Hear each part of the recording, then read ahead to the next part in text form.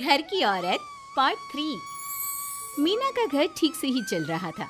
मतलब अब सास और बहू दोनों कमा रही थी, खुद की जिंदगी जी रही थी, मिलजुल कर रह रही थी। लेकिन कहते हैं ना, दुख के दिन नहीं टिके तो सुख के दिन कैसे। अरे मंगलू, कहाँ है? कितने दिनों से गांव नहीं आया माँ की खोज खबर लेने। तभी मीना आ जाती है। अरे दादी साहब, कैसे आना हुआ? बताया नहीं, हम स्टेशन आ जाते। ये बोलते हुए मीना अपनी दादी सास के पैर छूने के लिए झुकती है कि दादी सास जोर की लात मारती है। बड़ी आई, कैसे आना हुआ? मेरे पति का मकान है ये। और तेरे बाप ने क्या दिया जो तू पूछ रही है, हैं? और ये क्या पहना है? न साड़ी न सर पर पल्लू, बात बात पर जबान खुलती है। दादी सास बोलना रोक ही नहीं रही थी। मीना को गुस्सा आने ही वाला होता है कि उसकी सास आ जाती है। क्या बात है मीना, कौन चिल्ला रहा है? मैं हूँ मंगलू की दुल्हन। बहुत चपर चपर कर रही है ये मीना बहू। इसकी जुबान पर लगाम लगवा ले।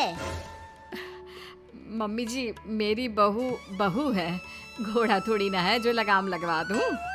तभी वहाँ मंगलू यानी कि मीना का ससुर आ जाता है और मीना की सास को एक जोर का तमाचा लगा देता है।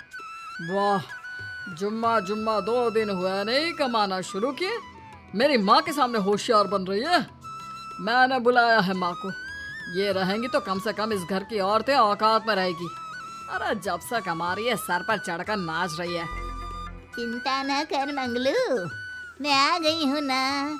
दोनों को लाइन में लगा कर रखूंगी। दोनों बहू ने मेरे मंगलू की जिंदगी खराब कर रखी है। तभी वहाँ पोता यानी कि मीना का पति आ जाता है।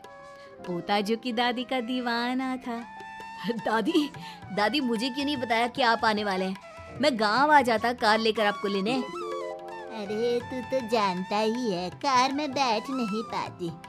पता नहीं, बहुत दिनों से लग रहा था कि तू और मंगलू परेशान है।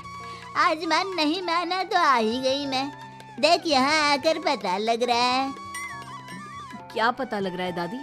यहाँ तो सब ठीक है, किसी को कोई परेशानी नहीं है। क्यों माँ, क्यों मीना, क्या हो गया? इन दोनों को क्यों परेशानी होगी? इन लोगों ने तो परेशान करके रखा है। माँ और मीना के बारे में कैसी बात कर रहे हैं पापा? क्या हो जाता है आपको रह रह कर? तू तो खाना बना बना कर बेशर्म हो गया है, लेकिन मैं नहीं। मेरी माँ आ गई है अब इस घर में। अब यहाँ सब वैसे ही रहेंगे जैसा मैं चाहता हूँ।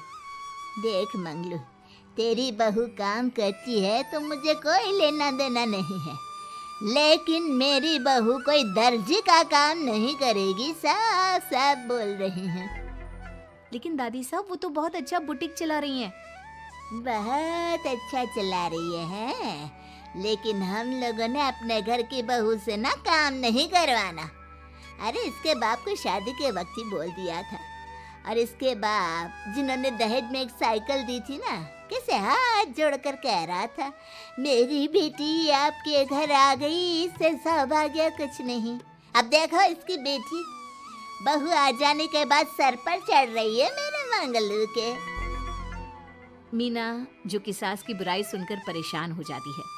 दादी सा छोटा मुंह बड़ी बात। लेकिन क्या पिताजी ने आपको बताया नहीं? सासू माँ ने अपने पैसे से ससुर जी के जन्मदिन में कार दी थी। ससुर जी इतने साल से स्कूटर से जाते थे, अब कार से जाते हैं। क्यों ससुर जी, बताया नहीं आपने? क्यों रे मंगलू, कार ले ली तूने? मुझे तो तू पैसे भी नहीं भेज रहा। 2 महीने से कैसे कैसे दिन काट रही थी और तू यहाँ कार से घूम रहा है। आप भी सासू माँ को अपने बैंक अकाउंट की डिटेल दे दीजिए दादी साहब, वो डाल दिया करेंगी पैसे आपके अकाउंट में। क्यों सासू माँ? मंगलू यानी कि मीना का ससुर, जिसने अपनी माँ को गांव से सिर्फ अपनी बीवी को लगाम लगाने के लिए बुलाया था, ये सब देखकर जोर से चिल्लाता है। मीना बहू, चलो दादी सास आई है, ये नहीं कि खाने पीने का इंतजाम करे। अरे माँ, तू भी किन लोगों की बात में आ रही है? चल मेरे साथ मेरे कमरे में चल। ससुर अपनी माँ को लेकर कमरे में चला जाता है और दोनों बैठकर वैसे ही पंचायत शुरू कर देते हैं जैसे कोई बहू अपनी माँ से सास की बुराई कर रही हो। देख मंगलू, गलती तो तेरी ही है जो तूने घर की जनानियों को काम के लिए बाहर निकाला। दूसरे तेरे पापा को देखा था, कभी मुझसे फालतू बोलते। अरे मरते दम तक तेरा बाप मेरी मुट्ठी में रहा है, यही सिखाया था मैंने तुझे। क्या बोलूं माँ, जब से ये मीना बहू घर आई है ना, इसने घर का सारा इतिहास भूगोल बदल कर रख दिया है। उस तितली से तो मैं बाद में निपटूंगी, पहले तेरी वाली को तो ठीक कर दूं। अरे बहू क्या आ गई, खुद को टाटा अंबानी समझने लगी है। माँ देख, जो भी हो, इस बात को याद रखना कि हमारे घर की परंपरा क्या है। औरतों का औकात में रहना जरूरी है। अरे बहू के साथ मिलकर माँ ये बहुत उड़ती रहती है। बेटा देख, गलती तो तेरी भी है, क्यों तूने इसे काम करने की छूट दी? मारना भी कम कर दिया है तूने इसे, वरना पहले आती थी तो बहू का कोई ना कोई हिस्सा सूजा हुआ या काला ही दिखता था। देखकर तसल्ली मिलती थी कि तूने कंट्रोल कर रखा है। इस बार तो काला और सूजा छोड़, अच्छी खासी चमकती दिख रही है ये। अब क्या बताऊँ माँ, गलती तो हो गई है।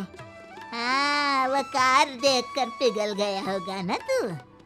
अरे बेटा, औरतों को मुट्ठी में रखा कर।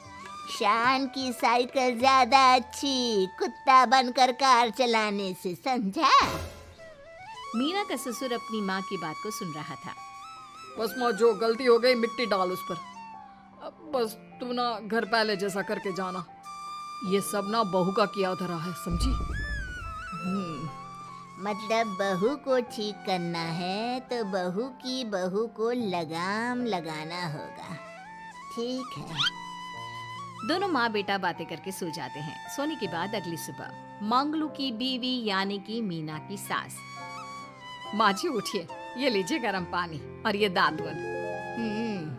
चलिए तो याद रहा तुझे, वरना मैंने तो सोचा था कि बहू के चक्कर में पागल ही हो गई होगी बिल्कुल। अरे बहू के चक्कर में पागल होने का क्या मतलब होता है माँ जी? उसने मुझे मेरे पैरों पर खड़ा होना सिखाया है। मैं तो कहती हूँ उसके जैसी मेरी बेटी होती ना तो शायद मैं बहुत पहले जीवन का मतलब समझ चुकी होती। तो दादी सास को समझ में आ जाता है कि सारा मामला मीना पर जाकर ही ठीक होगा। वो सोच लेती है कि अपनी बहू को छोड़कर पहले मीना को सही करना है। फिर अगले रोज, अरे मेरे पोते के पास तो मेरे पास बैठने का वक्त भी नहीं है, हैं? अरे कैसी बात करती है दादी, तेरे लिए तो मैं नौकरी भी छोड़ दूं। नौकरी नहीं, तू ना बीवी छोड़ दे, खुश हो जाऊंगी मैं। नीरज हैरान हो जाता है कि उसने तो मजाक किया था। दादी ये क्या बोल रही है? कैसी बात कर रही हो दादी? मीना ने तो सारा घर संभाला हुआ है। पहले तो घर गिरा जा रहा था ना। तेरी मीना के आने के पहले ना घर में चूल्हा जल रहा था, ना कोई रोटी खा रहा था। क्यों? नीरज को दादी बीवी के खिलाफ खूब कान भरती है। तू सही कह रही है दादी, औरत पैर की जूती और हाथ की मुट्ठी में ही ठीक लगती है। मीना ने ना सिर्फ घर का माहौल बिगाड़ा, माँ को भी पिताजी की इज्जत करनी छुड़वा दी। अब ठीक बोल रहे हो, घर को बिगाड़ने की मेन जिम्मेदार तो मीना ही है दादी। अभी उसे ठीक किए देता हूँ। तभी वहाँ पिता भी आ जाता है। देख बेटा, तो रोटी कम खाना मंजूर, लेकिन इन औरतों के आगे झुकना मंजूर नहीं। तेरी दादी ने घर की परंपरा बनाकर रखी। मजाल कि मेरा बाप मेरी माँ के सामने कुछ कह लेता। पर पापा, एक बात पूछनी थी। रहने बेटा, तू ना कंफ्यूज है जीवन में, तू ना कंट्रोल कर पाएगा अपनी जनानी को। मंगलू, मेरी तो टिकट ही करा दे गाँव की। तुम लोगों के घर तो मर्दों की कोई इज्जत ही ना है, और ये मेरे घर की परंपरा ना है। मैं चली। अरे ना ना दादी, मैं तो बस देख अब मैं कैसे कंट्रोल करता हूँ इसे कल। फिर अगले रोज मीना ऑफिस के लिए तैयार हो रही थी कि देख मीना, आज मेरे दफ्तर से कुछ लोग खाने के लिए आ रहे हैं, तो शाम के खाने में। लेकिन आज तो मेरी मीटिंग है, फिर घर आने में मुझे देर हो जाएगी। तो मैं क्या करूँ? बोला ना शाम को खाना बनाना है तो बनाना है, समझी? मीना को पति की बात अजीब लगती है, पर वो दादी सास के सामने कोई भी ड्रामा क्रिएट करना नहीं चाहती थी। ठीक है, मैं शाम को जल्दी आ जाऊंगी। अच्छा क्या खाना है प्लीज जल्दी से बता दीजिए। पर बेटा तू तो बहू सास को चुप रहने का इशारा करती है, लेकिन पोते को तो लड़ना था। वो मीना पर जोर से चिल्लाता है, मीना देख ज्यादा हीरोइन मत बन, आज ऑफिस जा रही है तो जा, लेकिन सुन तुरंत रिजाइन देकर घर आ जाना। ना मुझे तेरी कमाई चाहिए ना ही तेरी नसीहत। आज से घर में वही होगा जो मैं चाहूंगा, समझी? अरे कैसे लैंग्वेज बोल रहे हो, ये तुम्हारी बोली नहीं है, कौन सिखा रहा है तुम्हें? तभी दादी सास आ जाती है। क्या बोलना चाह रही है बहू? मैं मुन्ने के कान भर रही हूँ, हैं? हाँ, मुझे तो यही लग रहा है, वरना हम लोगों का घर अच्छे से चल रहा था, सभी मिलजुल कर एक दूसरे को इज्जत देकर रह रहे थे। लेकिन अब तभी मीना को उसका पति जोर से डांटता है। सास बेटी बहू की लड़ाई को बर्दाश्त नहीं कर पाती। देख नीरज, बहू को डांटना या फिर बहू के साथ गलत व्यवहार, ये सब मुझसे बर्दाश्त नहीं होगा। वाह रे वाह, सारी जिंदगी जो पति की डांट और मार खाती रही, अब बहू को थोड़ी सी डांट क्या पड़ी, गुस्सा आ गया। हाँ माँ, क्या हो गया? मैंने तो मीना को कहा कि देख नीरज, मेरी बहू को कुछ नहीं कहेगा तू। ये माँ ही होती है जो अपने बेटे को औरतों की इज्जत करना सिखाती है, लेकिन कोई औरत अपने बेटे से बहू को मारना या डांटना सिखाए तो ये शर्म की बात है।